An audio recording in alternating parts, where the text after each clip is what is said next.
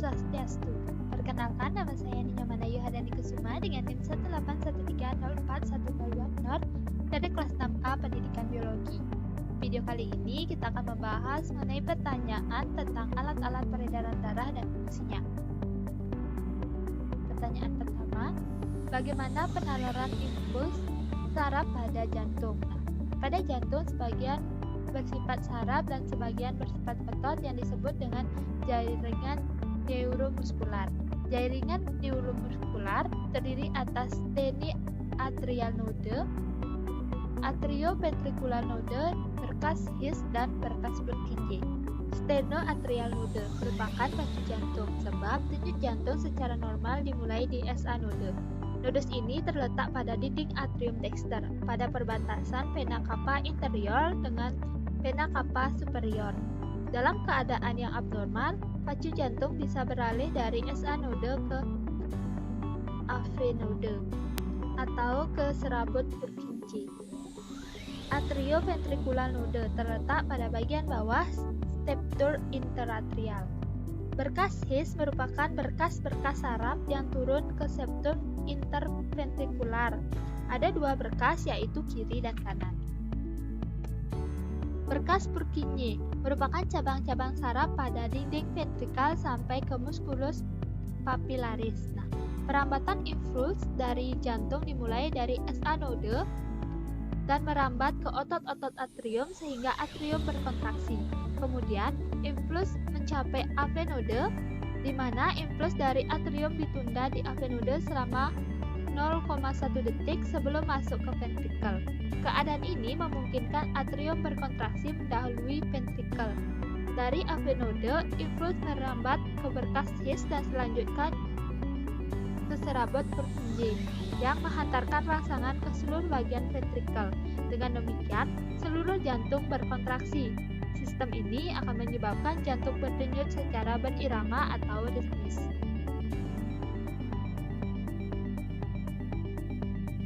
Kemudian yang kedua, adakah saraf lain yang mempengaruhi kerja jantung? Bagaimana pengaruhnya? Jantung diinterpasi oleh saraf simpatis dan saraf parasimpatis. Saraf simpatis yang menginterpasi jantung adalah nervus accelerator yang berfungsi mempercepat denyut jantung. Serabut saraf accelerator berasal dari ganglia simpatik cervicalis. Cabang kanan berakhir pada SA node dan cabang kiri berakhir pada AV node dan berkas His. Saraf parasimpatis yang menginterpasi jantung adalah nervus vagus yang melanjutkan impuls dari pusat jantung di medula oblongata. Nervus vagus memperlambat denyut jantung. Kebanyakan cabang kanan nervus vagus berakhir dalam ganglia dekat SA node dan mengadakan sinap dan fos ganglionik nefron yang aksonnya berakhir pada SA node, sedangkan cabang kiri pada AV node. Saraf yang mempengaruhi secara umum otot jantung memiliki kemampuan kontraksi yang serupa dengan otot rangka, tetapi pada jantung sel-sel otot ini saling bersinergi dengan jaringan saraf jantung dalam mendukung proses kontraksi jantung secara teratur. Tidak seperti otot rangka yang dapat dikendalikan secara sadar, otot jantung akan terus bekerja secara otomatis. Inilah yang menjadi pembeda utama dari otot lurik. Kemudian yang ketiga, bagaimana aliran darah dalam jantung? Proses aliran darah dalam jantung itu ada 4. Pertama, serambi kanan menerima darah dengan kadar oksigen rendah dari seluruh tubuh melalui vena cava, kemudian memompanya ke bilik kiri. Darah dari bilik kiri dipompa keluar jantung menuju ke paru-paru untuk pertukaran karbon dioksida dengan oksigen. Darah yang sudah kaya akan oksigen akan dipompa masuk ke serambi kiri melalui vena pulmonalis dan selanjutnya dipompa ke bilik kiri. Bilik kiri kemudian memompa darah yang kaya oksigen ke seluruh tubuh melalui aorta. Sirkulasi sistemik dimulai dari ventricle sinister, kemudian ke aorta, lanjut ke arteria dan kapiler. Kemudian vena di seluruh tubuh kecuali vena-vena yang menuju ke vena pulmonalis. kemudian kembali ke atrium dexter. Siklus ini menyediakan darah untuk ke seluruh tubuh kecuali ke paru-paru. Oleh karena itu juga disebut siklus besar atau siklus Repi. Kemudian sirkulasi pulmonal dimulai dari ventricle dexter, arteri pulmonalis, kemudian pulmo, vena pulmonalis, dan atrium sinister. Yang ketiga, sirkulasi portal atau portal hepatika, di mana sebelum kembali ke jantung akan singgah dulu di hepar, akan membentuk sistem kapiler, kemudian menuju ke vena, lanjut ke vena cava dan jantung. Yang keempat, apakah yang dimaksud dengan siklus jantung? Siklus jantung adalah interval dari akhir satu kontraksi jantung di akhir kontraksi berikutnya. Siklus jantung terdiri dari dua periode, yaitu periode kontraksi atau sistol dan relaksasi atau diastol. Selama sistol, ruang jantung memompa darah keluar, dan selama distol, ruang jantung terisi dengan darah. Lamanya siklus jantung kurang lebih 0,8 detik, yang berarti jantung berdenyut sebanyak 75-80 kali setiap menit. Siklus jantung mulai dari kontraksi kedua atrium lalu dilanjutkan dengan relaksasi. Kemudian istirahat sebentar dan selanjutnya diikuti kontraksi kedua ventrikel. Kemudian diikuti relaksasi kedua ventrikel. Atrium masih dalam keadaan relaksasi, akhirnya pada saat ventrikel mulai relaksasi, barulah dimulai. Yang kelima, apa yang dimaksud dengan sistol dan diastol? Sistol atau tekanan sistonik adalah tekanan ketika jantung memompa darah, sedangkan diastol atau tekanan diastonik adalah tekanan pada jantung saat periode istirahat di antara detak jantung. Sebagai contoh, jika seorang memiliki tekanan darah 110/70 siklus baru, artinya tekanan darah sistolnya adalah 110 dan tekanan darah diastolnya 70. Yang keenam, bagian manakah yang menimbulkan bunyi jantung? Bunyi jantung berasal dari tegangan yang terjadi pada jaringan yang menghubungkan katup dan otot jantung. Getaran yang terjadi ketika katup jantung membuka dan menutup. Pada orang sehat dapat didengar dua macam bunyi jantung. Yang pertama, suara loop, merupakan suara jantung pertama yang disebabkan oleh penutup kantong tricuspid dan mitral yang memungkinkan aliran darah dari atrium ke ventrikel dan mencegah arus balik. Suara jantung pertama memiliki 4 komponen, biasanya hanya komponen 2 dan 3 yang terdengar, yang disebut M1 dan T1. Yang kedua, suara dup merupakan suara jantung kedua yang disebabkan oleh penutup katup seminular yang membebaskan darah ke sistem sirkulasi paru-paru dan sistemik. Yang ketujuh, apa fungsi dari chorda tendinae? Chorda tendinae adalah tendon yang menghubungkan otot kapiler ke katup tricuspid dalam ventrikel kanan dan katup mitral di ventrikel kiri. Sebagai kontrak otot papilaris dan rileks. Chorda tendinae mengirim kenaikan dan penurunan tegangan ke masing-masing katup, menyebabkan katup-katup untuk membuka dan menutup. Chorda tendinae mencegah pembalikan daun katup ke arah belakang menuju atrium. Jika tekanan darah pada atrium kanan lebih besar daripada tekanan arah atrium kiri, daun katup tricuspid terbuka dan darah mengalir dari atrium kanan ke ventrikel kiri. Jika tekanan darah dalam ventrikel kanan lebih besar dari tekanan darah di atrium kanan, daun katup akan menutup dan mencegah aliran balik di dalam atrium kanan. Yang ke-8, apakah yang terjadi jika chorda tendinae tidak normal? Nah, apabila chorda tendinae atau otot papilaris mengalami gangguan, darah akan mengalir kembali ke arah atrium jantung sewaktu ventrikel berkontraksi. Darah otomatis tidak akan bisa mengalir dan jika tidak bisa menutup, maka kemungkinan akan kesulitan untuk dialirkan karena tidak ada katup yang mencegah darah balik lagi dan memungkinkan beban kerja jantung meningkat karena terus-menerus dipompa untuk dialirkan. Kesembilan, apakah fungsi klep atrioventrikular dan klep seminularis? Klep atrioventrikular berfungsi untuk mencegah aliran darah dari bilik kanan ke serambik kanan saat bilik berkontraksi. Klep atrioventrikular kanan memiliki 3 lembar klep yang disebut dengan klep valvula tricuspidal. Sedangkan antara serambik kiri dan bilik kiri terdapat 2 lembar klep yang disebut klep valvula bicuspidal. Klep seminularis berfungsi untuk mencegah aliran darah tidak kembali ke jantung. Katup seminularis memiliki 2 bagian di dalamnya, yaitu bagian katup pulmonal dan katup aorta. Katup pulmonal berfungsi sebagai penghubung antara ventrikel jantung bagian kanan dan bagian pulmonal tract. Sedangkan katup aorta berfungsi sebagai penghubung bagian ventrikel jantung kiri dan ascendens aorta. Yang ke-10, dalam 1 kali kontraksi, rata-rata berapa cc darah keluar dari masing-masing bilik jantung? Untuk perhitungan rata-ratanya dapat rumus SP sama dengan EDV dikurang EST.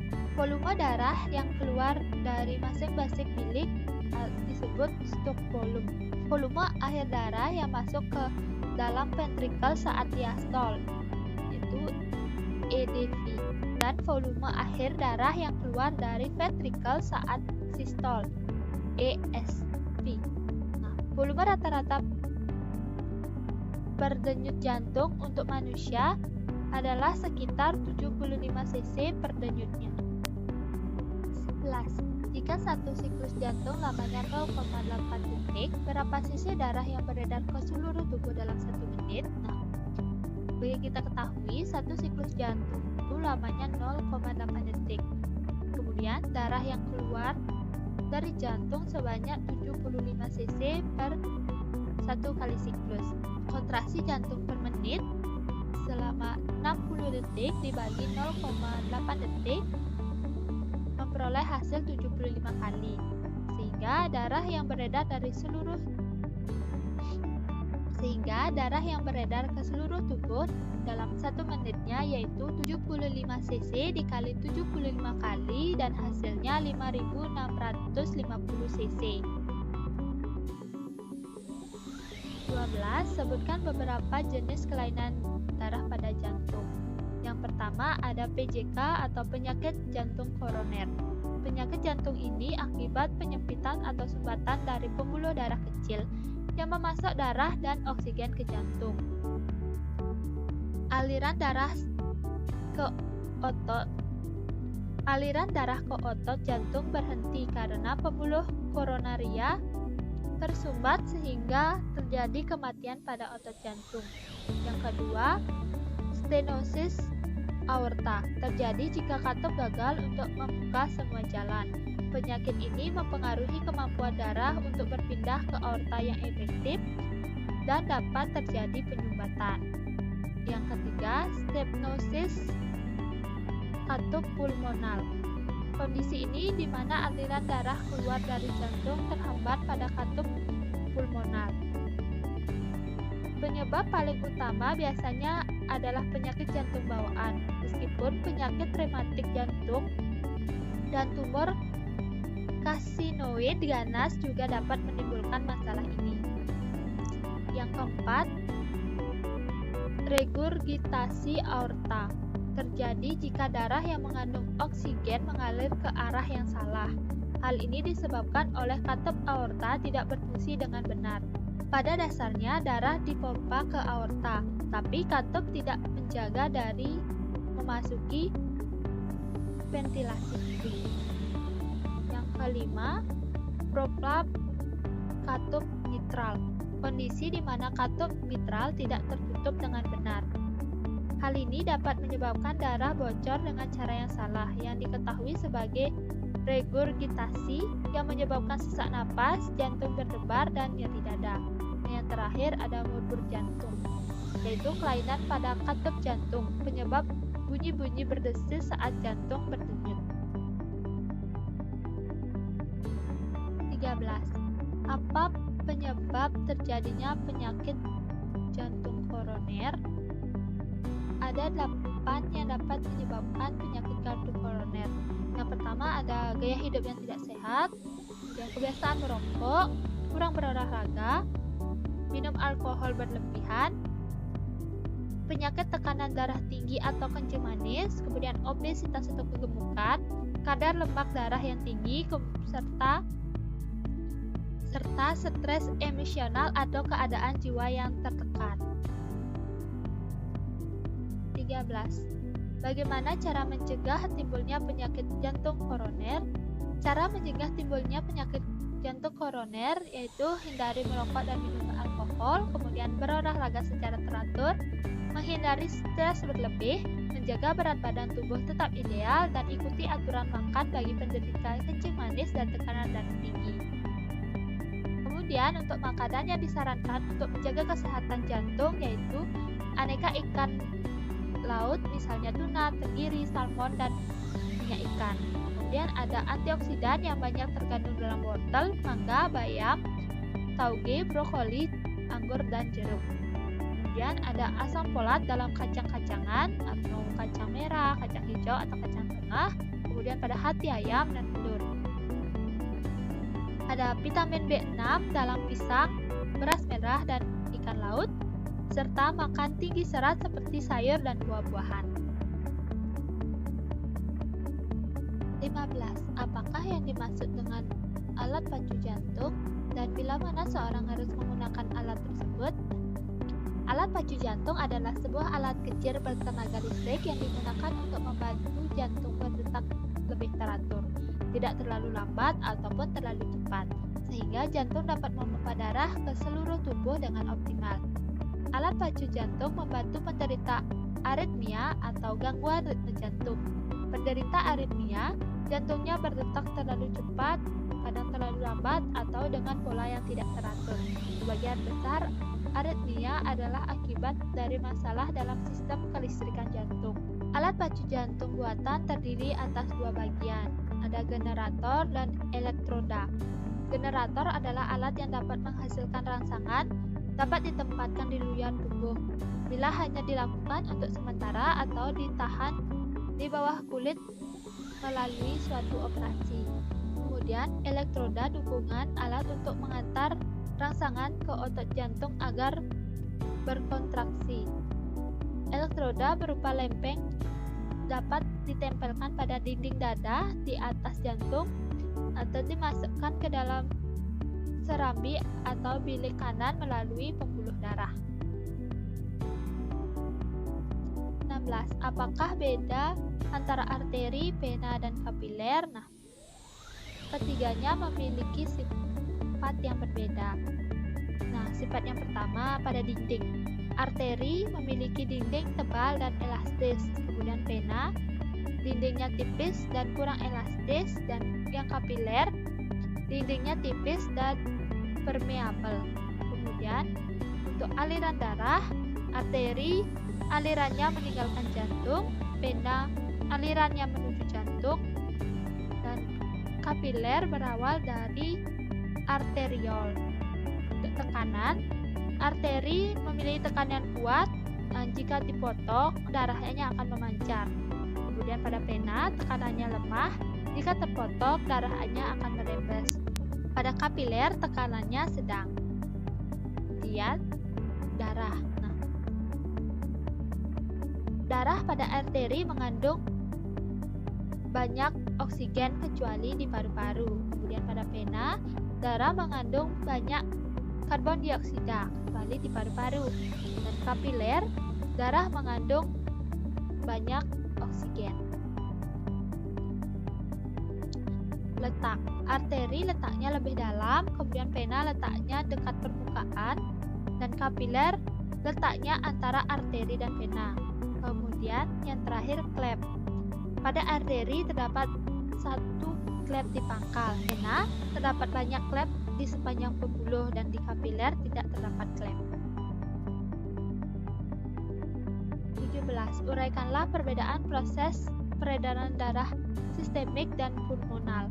Peredaran darah sistemik. Peredaran darah ini dimulai ketika bilik kiri memompa darah yang mengandung oksigen dan nutrisi melalui aorta ke seluruh tubuh. Ketika darah telah rendah oksigen atau hanya tersisa karbon dioksida, maka darah terkumpul di pembuluh darah, lalu bergerak ke serambi kanan jantung dan masuk ke bilik kanan jantung.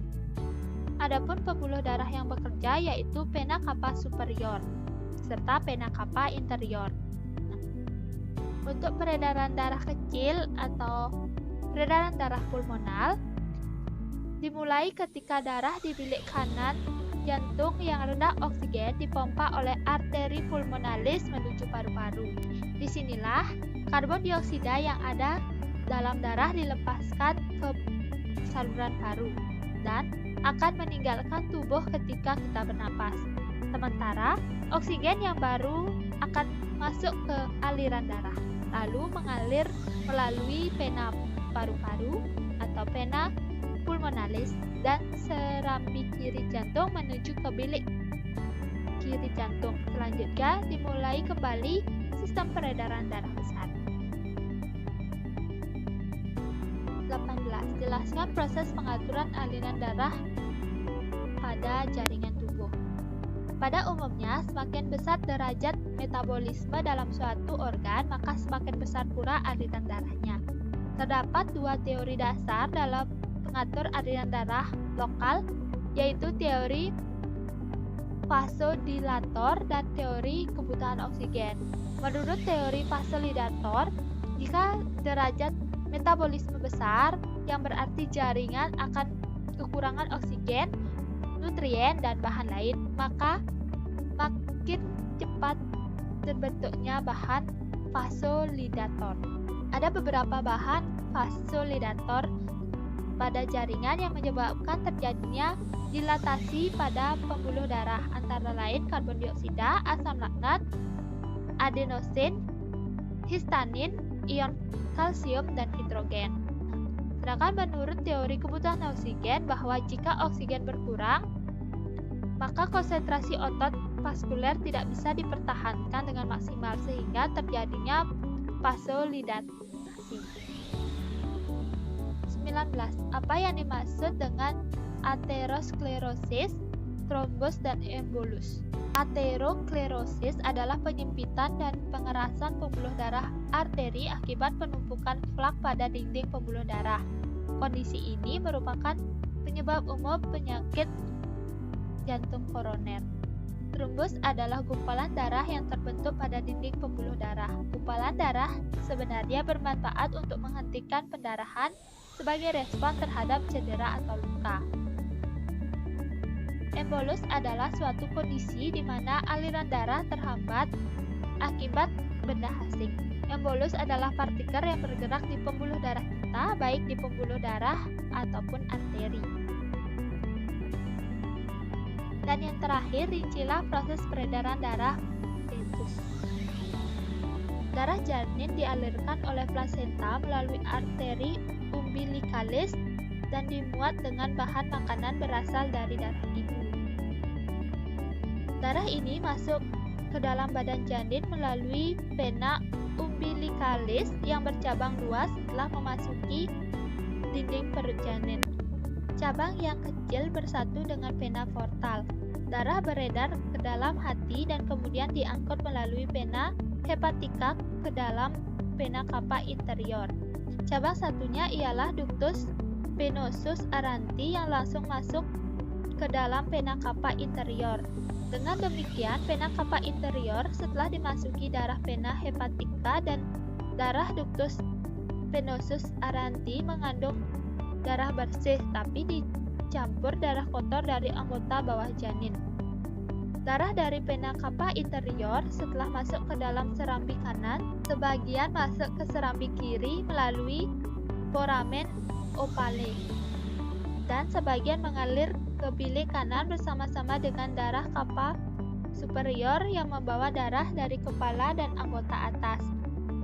Darah dari bilik kanan masuk ke arteri pulmonalis, tetapi sebelum sampai ke paru-paru, sebagian dialirkan ke aorta melalui ductus arteriosus botali. Sebagian kecil pergi ke paru-paru dan melalui vena pulmonalis masuk ke serambi kiri dan bersama dengan darah dari vena cava interior masuk ke dalam bilik kiri dan terus ke aorta. Darah yang ke paru-paru bukan untuk bertukar gas, tetapi untuk memberi makanan ke paru-paru yang sedang tumbuh.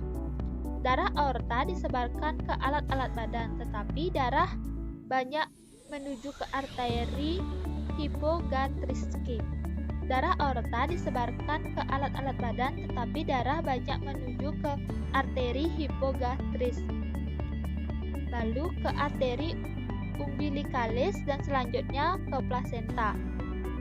Jadi, darah yang beredar dalam janin selalu bersifat darah campuran dan isi vena cava interior lebih bersih dari isi aorta.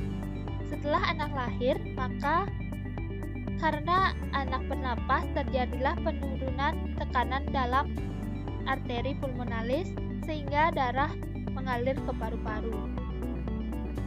Ductus arteriosus botali tertutup 1-2 menit setelah anak bernapas.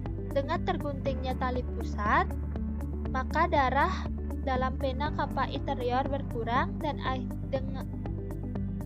dengan terguntingnya tali pusat, maka darah dalam vena cava interior berkurang dan dengan demikian juga tekanan darah serambi kanan berkurang. Sebaliknya, tekanan darah serambi kiri bertambah karena darah yang datang dari paru-paru bertambah. Akibatnya, penutupan foramen ovale. Sisa ductus arteriosus botali disebut ligamentus arteriosum dan ductus venosus aranti menjadi ligamentus teres hepatis. Dari arteri umbilicalis menjadi ligamentus vesico umbilicale laterale kiri dan kanan. Sekian pembahasan yang dapat saya sampaikan. Semoga video ini bermanfaat bagi kalian semua dan terima kasih.